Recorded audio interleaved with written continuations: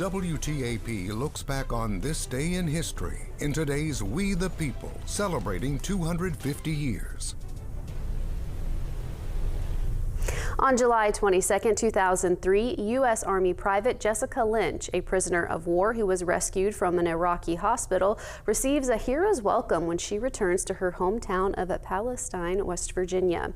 The story of the 19-year-old supply clerk who was captured by Iraqi forces in March 2003 gripped America.